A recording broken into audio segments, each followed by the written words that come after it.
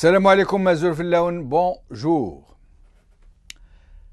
Que les barons du régime, leurs sérails, leurs clients, leurs parents, leur presse et les foules de l'armain qui leur collent au basque nous prennent pour des demeurés, ça, nous le savons depuis très longtemps. Depuis le temps où ils nous ont piqué le pays, avant même que le dernier soldat français ne quitte l'Algérie, un certain été 62. Mais le problème aujourd'hui, depuis qu'ils se sont multipliés comme des lapins, depuis qu'ils sont devenus une seule et grande famille, tous parents les uns des autres, tous copains coquins, le problème est que nous ne savons plus qui parmi eux nous prend pour des débiles de chez débiles, à un point qui ne devrait même pas être permis, même si nous ne l'avons pas volé quelque part, puisque nous ne réagissons plus à rien. Alors voilà, après nous avoir donc tout fait, vraiment tout fait, jusqu'à nous infliger un chef d'État qui ne sait pas lui-même qui il est, voilà qui nous balance le plus sérieusement du monde, par leurs journaux les plus autorisés, des informations à mourir de rire. Oui, oui, carrément mourir de rire. Qu'on en finisse une bonne fois. Parce que là, ils auraient voulu nous humilier plus bas que terre, nous faire passer pour des dindons dans toutes les chancelleries étrangères, transformer le sympathique petit poisson d'avril par le crocodile de novembre, qui n'aurait pas mieux fait. Alors, venons-en à leur dernière trouvaille.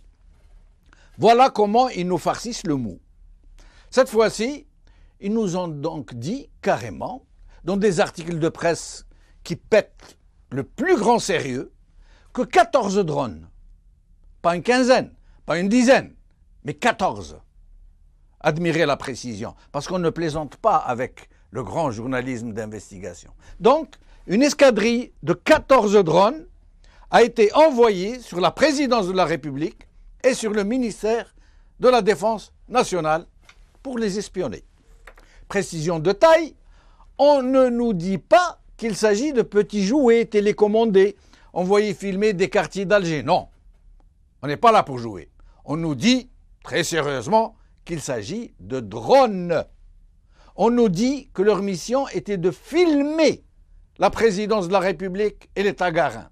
On nous dit aussi que ces drones ont été importés illégalement. Bon, prenons cette info argent comptant. Allez, au point où nous en sommes.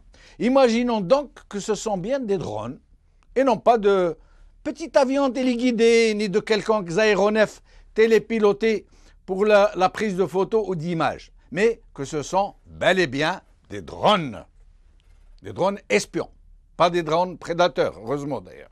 Ok, imaginons qu'ils ont donc été importés illégalement, ok, qu'ils ont été envoyés pour espionner la présidence et l'MDN, ok, et là, les articles nous donnent de précieuses indications. Les commanditaires et les stratèges de cette opération sont les fils, tenez-vous bien, de généraux de l'armée algérienne, dont un ancien général-major qui a été en même temps ministre de la Défense, et du fils d'un ministre en poste. Bien, on y vient, on y vient. On nous dit aussi qu'une enquête aurait été diligentée par les services de sécurité. Alors, tenez-vous bien encore une fois, attachez les ceintures, la ceinture de sécurité. On nous dit donc que l'enquête a été diligentée et placée sous l'autorité du tribunal de Cheraga. Sous l'autorité du tribunal de Cheraga. Tiens, voilà donc que nous sommes devenus un état de droit alors que nous ne le savions pas. Et comment ? Puisqu'une affaire aussi grave d'espionnage des deux institutions les plus emblématiques du régime est confiée au parquet d'un tribunal de banlieue. On avance, on avance. Donc, en résumé, notre pays se fait espionner sa présidence de la République, son ministère de la Défense, par des drones importés illégalement, par des enfants d'anciens généraux et d'actuels ministres, et nous, comme un bon état de droit que nous sommes, nous restons zen et nous confions l'affaire à un substitut d'un parquet de la banlieue d'Alger.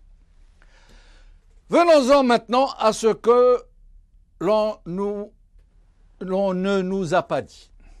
D'abord, c'est quoi ces drones? De quel type sont-ils? Comment sont-ils passés dans le pays?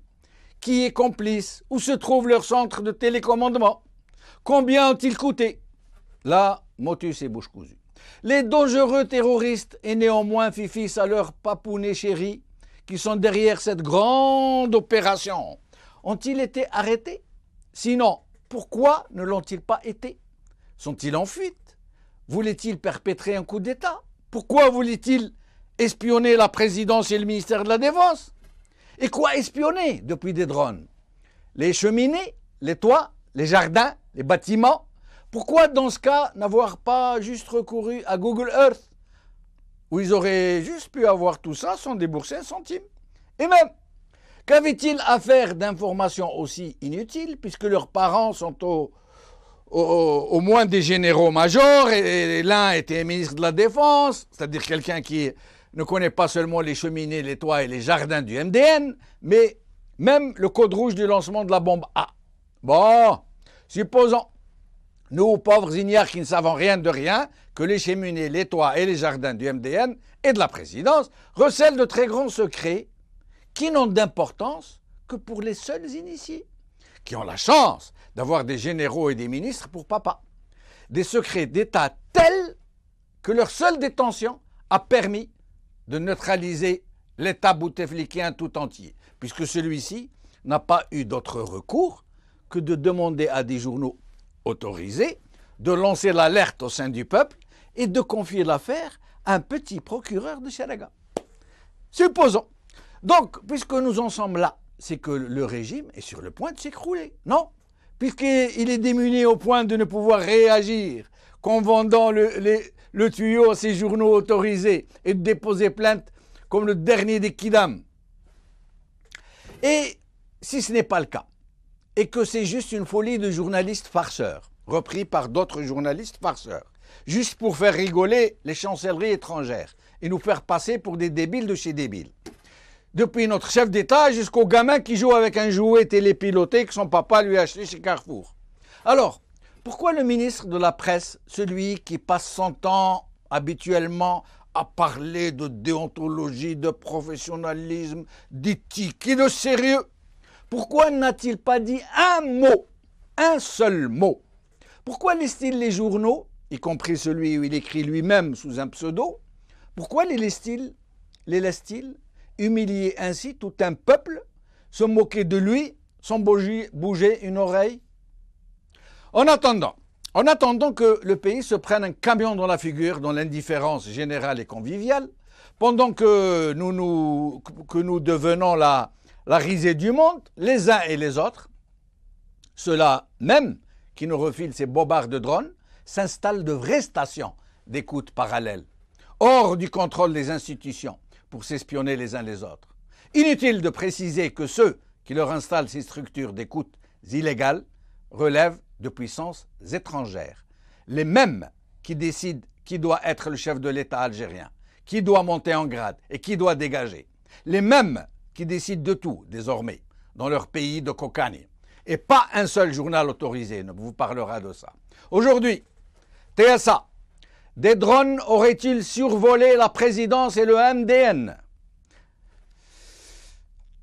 Ensuite, Algérie Focus. La présidence algérienne a-t-elle été espionnée par 14 drones appartenant à des fils de généraux?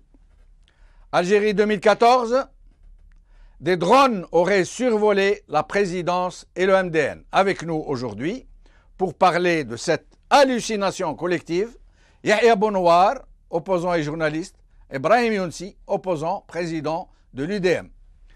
Yahya Bounoir, merci d'avoir accepté notre invitation. Merci à vous de m'avoir invité. Alors Yahya, qu'est-ce que vous pensez de cette histoire de ces 14 drones qui sont allés espionner la présidence et l'État garin?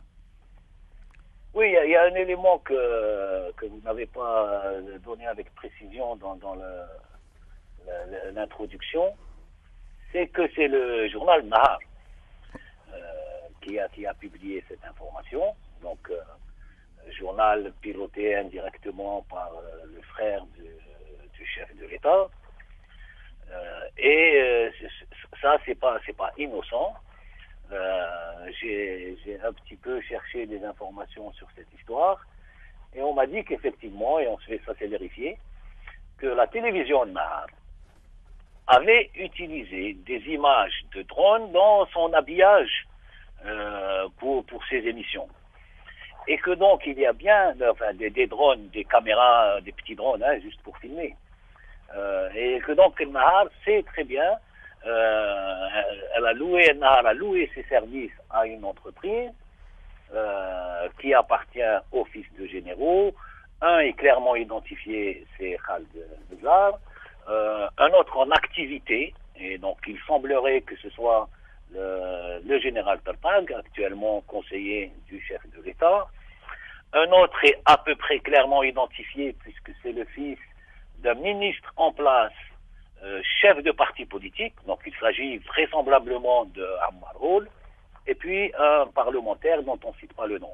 Donc un général à la retraite, ancien ministre de la Défense, un général en poste, et un fils de ministre qui aurait monté cette entreprise illégale ou clandestine de drones, puisque la loi, je crois, ne le permet pas actuellement, et qu'ils les font voler, y compris au bénéfice de Nahar TV pour habiller ses émissions.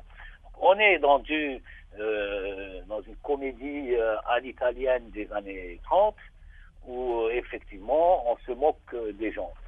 Mais il faut revenir quelques jours en arrière, où on a eu le secrétaire général du FLN en place, M. Saadani, qui accuse dans la presse l'ancien secrétaire général du FLN, Khadem, ancien chef du gouvernement.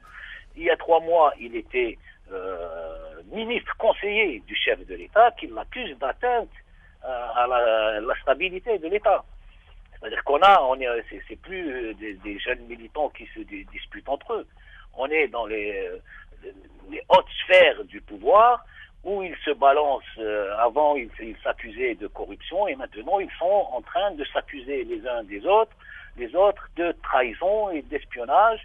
Saadani lui-même a été accusé par le site d'information du fils de Nizar. Donc voilà, on revient.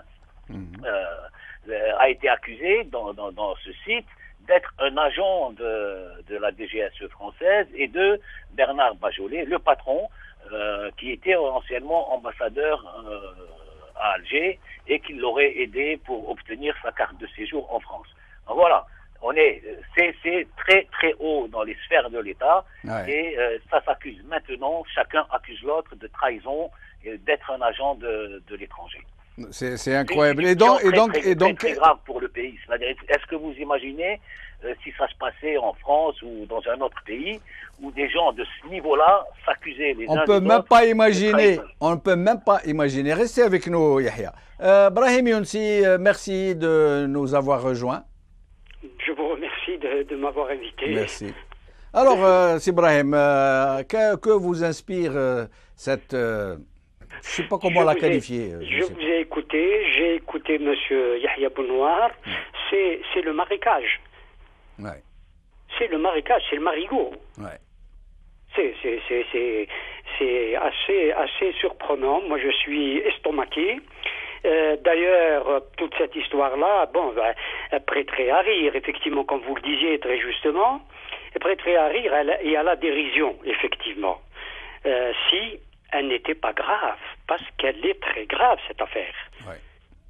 Non pas parce que ces engins ont survolé le siège de la présidence de la République et le ministère de la Défense au Tagarin, parce que ce n'est pas là que ça se passe. Mais que des individus dans des paroles, comme vous disiez, sans l'État, sans le pouvoir, sans le système, arrivent non seulement à faire entrer des drones, comme d'autres font entrer le chien Pif. La revue Pif le chien. Oui. C'est extraordinaire. En attendant qu'il va se rentrer des tanks ou je ne sais pas quoi, ou des avions chasseurs. Tatouane n'en a rien vu. Ouais. nos grands services secrets, nos grands services de renseignement non plus, n'en ont rien fait. Ouais. C'est ça qui est très surprenant. Et voilà. Et puis, j'allais parler de pieds nickelés. Ouais. Et ces pieds nickelés-là arrivent à faire voler sans que, encore une fois, les services de renseignement ne se soient rendus compte de rien. Il n'y a plus de service de renseignement, il y a... Monsieur Pounois C'est la débandade a par juste raison ici. parler d'entreprise. Ça veut dire que c'est une affaire commerciale. Au moment où l'on parle, sérieusement ou pas, de la prochaine sortie d'un trône algérien qui s'appellerait Hamel, Ouais.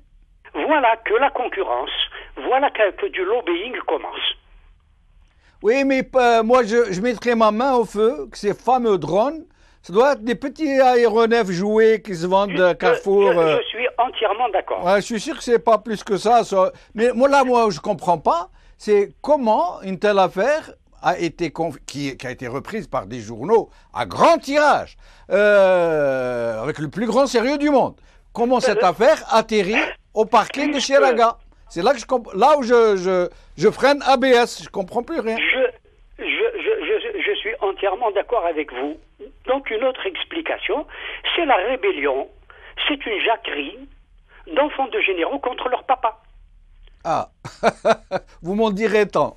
Ah, oui. On aura tout vu, Le tout fils entendu. papa est entré dans l'opposition à son père Eh ben, vous m'en direz pour le tant. dégommer de son poste.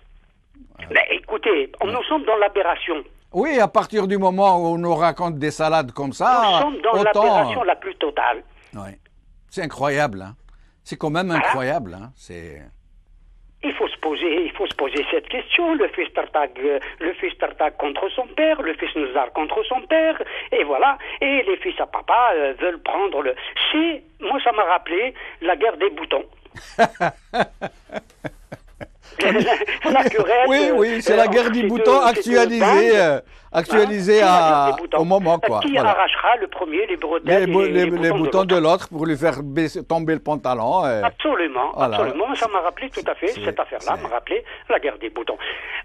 Dans un pays où il y a effectivement, sérieusement, des dangers, parce que ce pays est déstabilisé, et à juste raison, M. Yahya Boulouar parlait de ces personnalités qui ont occupé le pouvoir, qui sont au courant de certaines informations secrètes, de secrets d'État, etc., même si à l'époque, Chetli Benjedid disait que l'Algérie n'avait pas de secret.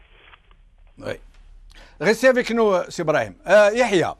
Yahya, maintenant, il n'y a aucun doute. Les journaux qui ont donné l'info, c'est pas des plaisantins. Hein. Sans avoir reçu de feu vert, ils n'auraient jamais publié une telle grossière, hallucinante affaire.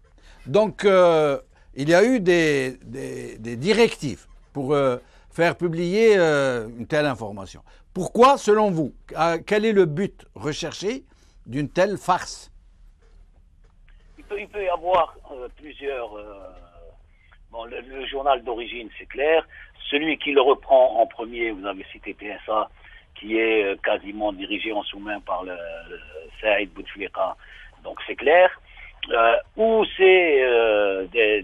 ça rentre dans le cadre de la guerre entre les clans. Et c'est très grave parce qu'on en arrive, c'est plus des petites accusations, tu as volé. Là on passe à autre chose. Où c'est une grande diversion. Mais le problème, Yahya, on passe à autre chose. Mais le problème, c'est que l'affaire a été confiée au parquet de Chiraga. Oui, alors qu'elle relève pour une fois. Pour une fois, elle relève de la haute sécurité de l'État. Pour une fois, à la limite, on aurait compris. Le travail du DRS, voilà.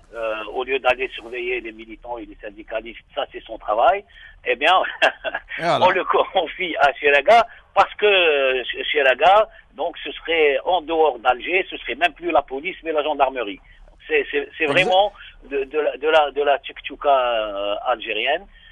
On en rigole parce que bon, il faut un peu, mais c'est vraiment dramatique pour notre pays d'en être arrivé à cette situation. Mais moi, ce que je ne comprends pas, parce que franchement, je ne comprends pas. Là, j'avoue ne pas comprendre. Moi, j'aurais compris qu'il y a un règlement de compte entre clans. C'est pas les scandales qui manquent. Par exemple, le clan Saïd Bouteflika qui veut attaquer le clan de Nzar ou le clan de je ne sais pas qui. C'est pas les scandales qui manquent. Ils ont tous des scandales qui leur pendent au nez. Pourquoi prendre une affaire aussi... C'est une farce. C'est une farce. Il y a la deuxième possibilité. Ça peut être une diversion pour quelque chose qu'on ne voit pas et qui passerait en ce moment. Comme par exemple la loi publiée au journal officiel qui autorise à partir de maintenant les entreprises algériennes, comprenez, publiques et privées, à aller investir à l'étranger. C'est-à-dire qu'à partir du 1er janvier 2015, ils seront plus obligés de sortir les devises en cachette dans des valises à l'aéroport. Ils pourront le faire en toute légalité et vider ce qui reste dans ce pays. Les fameux IDE, investissements directs à l'étranger. Et oui, à partir du 1er janvier. Vous pensez que ça peut être une diversion, donc? En tout cas, ce texte qui a été publié au journal officiel, il mérite, indépendamment de cette affaire, mais ça peut être une diversion, mérite qu'on en parle, les projecteurs dessus, parce que c'est vraiment la porte ouverte à la fuite des capitaux, enfin de l'argent des Algériens.